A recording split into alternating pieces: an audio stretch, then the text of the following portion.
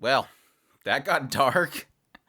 This is my thoughts on episode 11 of Tsukimichi Moonlit Fantasy, so let's jump into it. A lot to jump into with this particular episode, as I mentioned a second ago, got really dark, and I guess not really dark, but really serious. It got serious. It's really not playing anymore with the concepts that are within this world.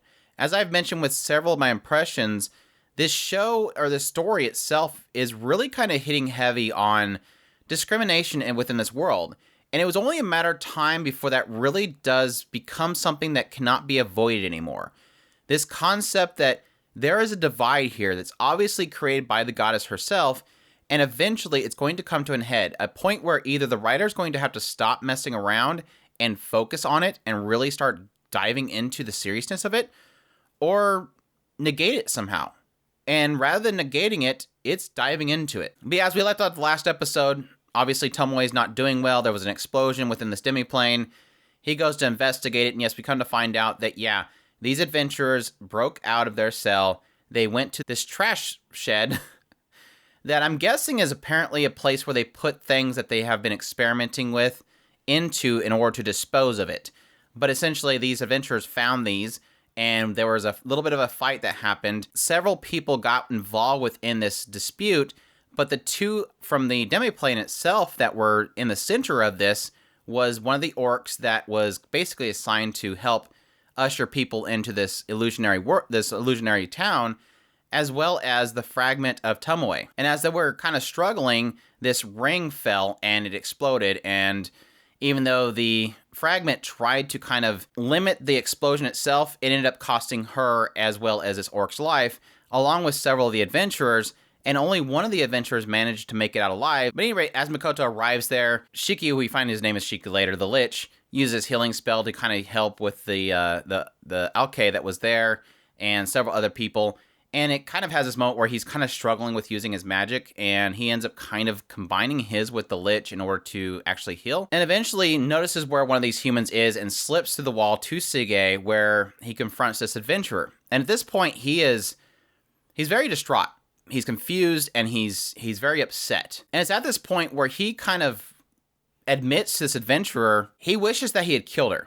Like, this is all basically her fault, and he wishes that, I'm guessing the point in which they first met, that he had killed her. Otherwise, none of this would have happened. She kind of points out the fact that he is ugly because he doesn't have his mask on. He's like, I don't care anymore. I honestly don't care. And there was a struggle that happened here just before they actually fight. He didn't know what it meant for demi-humans to show hospitality to humans.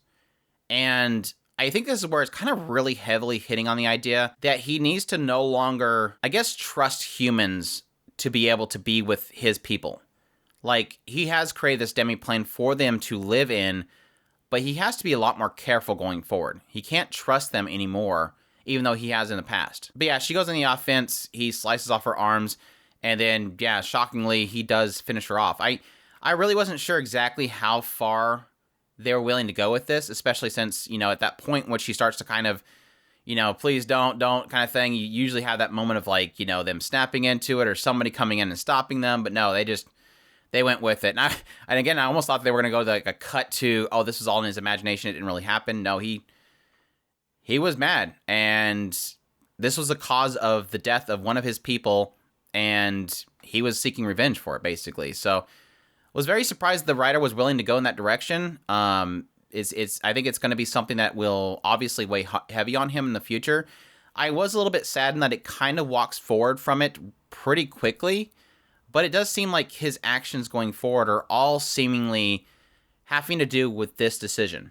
Like, this happening seems to be affecting everything he's doing going forward. But yeah, after finishing her off, that's when he basically starts having this well up of emotions. He's starting to remember that, oh yeah, back in my old world, when there was death, this is what happened, this sorrow that happened. And he starts to kind of be very tearful after that. But this cuts back to Tomoe. Tomoe is fine. Thankfully, Tomoe is fine. So happy about that. He does kind of question her, like, well, why did I see these memories? Because when he went to the crater, he's seen a bunch of memories. And he was thinking that maybe something of her abilities came into him. And they were claiming that, no, none of us goes into you. Otherwise, that would make us equal to you. What would probably happen is that you can tap into your servant's ability if you have a strong enough connection or if there's an emergency. And so obviously, because he was in such a dire situation, he was able to tap into it without any kind of training.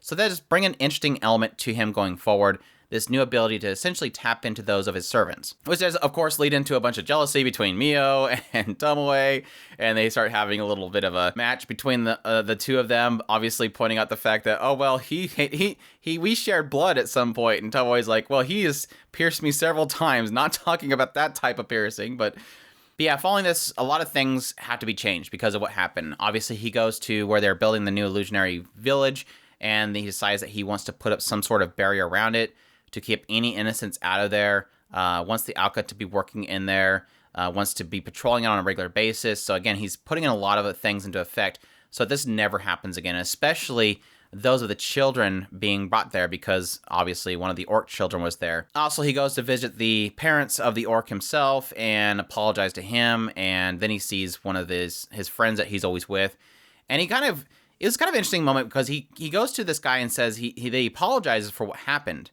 and the guy's like, no, look, you saved our village, you brought us here, you gave us hope. We would die to protect this village, we would die to protect this plane. And he's like, yeah, but I don't want that to happen. I still apologize. And the guy said, I like what the guy said. He said, if you want to respect him, basically don't apologize, be grateful. That's what he wanted to do. And so that's when he, of course, thanks them. Following this, it seems like this is a shift in what Makoto wants to do. He decides to kind of leave everything to the people of the Demi-Plane, building the illusionary village, the shop in Sige, and he decides that he wants to learn more about the humans and the goddess herself, and it seems like it's a lot to do with the fact of the humans versus Demi issue. Like, to learn more about it, so I guess it's partly for the aspect of learning more about your enemy, but really what does the divide itself mean? As well as to see if he can possibly learn more about his parents and the Grants themselves. And while we feel all happy and he's on his way to this academy, and here we go, here's the lead into the second season, things come to an abrupt end as he is teleported. You kind of get this brief shot of the goddess going, I finally found you. He gets teleported away from Shiki, who's with him, and he is placed in the middle of a field. At the same time, we're learning from Rembrandt that apparently there is these two nations that are sending their greatest heroes to the front lines against the demons. And I'm not sure if that means entirely just for the sake of Makoto, or if there is another demon army somewhere where that these heroes are being sent to. But it's obvious that he's out in the middle of nowhere, and two heroes appear out of nowhere to attack him, and they cut off his fingers, and yeah, now he's facing against them. Looks like Sophia and Mitsurugi. And like I said, yeah, I think it was Sophia was the one that's already chopped off two of his fingers, and apparently they're there to kill him. So, interesting. So yeah, like I said, a lot to really dive into here. One being the fact that, yeah, we lost the fragment and this orc. The obvious effects that had on Makoto, like I said, going a lot more darker than I thought they would. There really was a strong sense of revenge here. Even though seemingly... And here's the troubling thing, and this is why it feels dark, because technically, at face value, this should be a simple revenge thing. Obviously, somebody came into their place, or was at least brought there, caused the death of several of his people, and he was getting revenge for it. But in actuality, it does paint it more in the idea that technically, it was a struggle over some items that they were stealing, and it led to somebody dying. Not necessarily a direct death, but a death nonetheless. So that's why I feel like it said, it makes it a lot more darker than at face value, because it wasn't a simple revenge, it was finishing off after an accident happened. That was technically caused by her, but not directly. And so I think that's like a very bold move for the writer to take, this sense that he is very upset at just the mere aspect of the killing that happened. But not only that, but it's kind of compounded by the fact that he does feel a lot of hatred towards this idea that the demon humans are less than human. That there are these lesser beings that, what does it matter? It's just a bunch of demi-humans. Oh, you're another one of you're one of those demi-humans. You're disgusting, you're ugly, all this kind of stuff. Compounding on him to increase this anger that eventually unleashes. Now, like I said, I'm a little bit upset at the idea that it doesn't stick to this concept very long, because it seemed like the writer was willing to go down this route to something more darker, but then it kind of recovers itself pretty quickly. It doesn't sit there and try to let him think on it. He's rather just being reactive going forward. So, not a big deal, but I would have liked it if they would have stepped on that a little bit more and really kind of dived into his mentality a little bit more going forward. I'm sure that eventually in the story they'll eventually, go back into it. But additionally, yes, we did learn a little bit more about this aspect of him being able to borrow abilities from his servants. So being able to have the ability to look into memories from Tomoe, obviously from Mio probably being able to absorb things, which did have me thinking that technically that could have been an aspect of something that he used on the Lich. But I think that was a power that he already had. And of course, the goddess finally making her move. The goddess finally not really standing by. And I'm curious at what was the trigger point for the goddess, honestly. I'm curious if she was watching him at the point that Tomoe was talking about, where his power was growing too big that she's going to start taking notice, or if it was the fact that he killed one of the humans within her eyesight, basically, in Sige, and that's what she took note of, whereas if he was inside of the demi-plane, she would have never known. But like I said, my curiosity is more in the idea of, was what Rembrandt said about, or at least what Rembrandt was being told by his butler, was that the front line?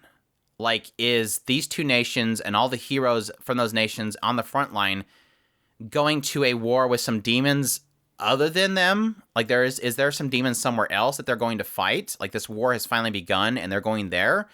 Or was what they're referring to was them going to the demons, which is Makoto and his people? Typically they name them as demi-human, not necessarily as demons. So the phrasing there is different. They're implying that they're going after demons, whereas Makoto is a demi-human. So I'm wondering if it's one of those things where there is a bunch of demons that these humans are going to go fight, and the goddess took the opportunity to take him and throw him down there to get rid of him.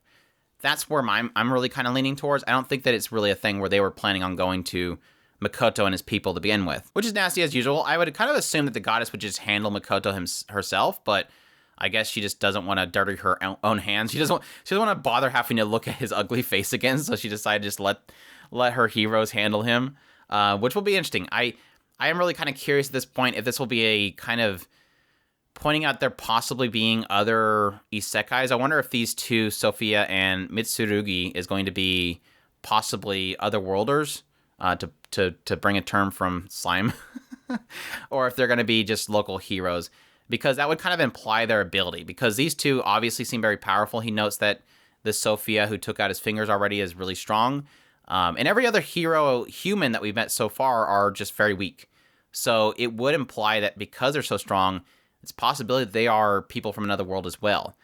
Because again, every kind of native of this world has been pretty weak. So, yeah, can't wait for next episode. Obviously, I think that's going to be the finale. So I hope they have a good wrap-up point for this series so far.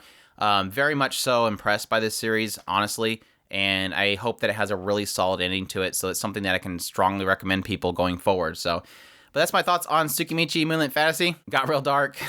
Let me know in the comments down below what you thought of the episode. Please leave a like if you like this video. Subscribe if you haven't already. Share this video if you can. Support us on Patreon if you can. And we definitely appreciate all of our Patreon supporters. And y'all take care.